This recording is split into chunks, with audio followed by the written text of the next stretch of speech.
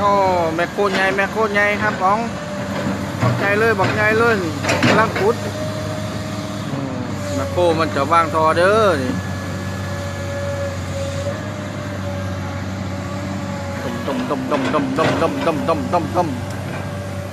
ต้มต้มต้มต้มต้มต้มต้ม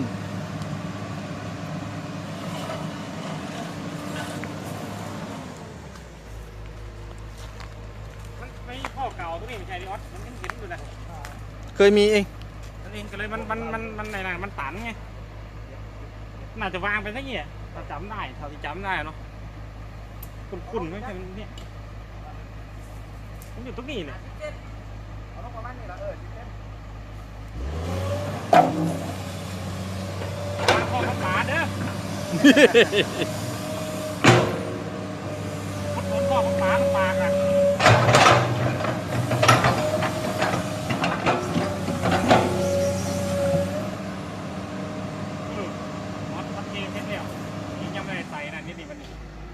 มาพรุ่งนี้ได้นี่ทำไมเอาไปใส่โรงเรียนเมื่อนี้ก็วางกระโจนี่ก็หมดแล้ว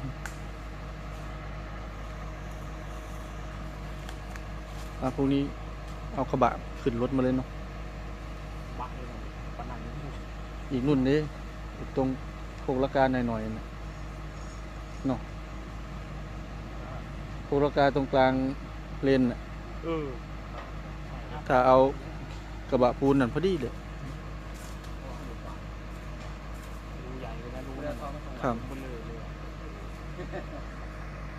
สำเนียงกันนอหัน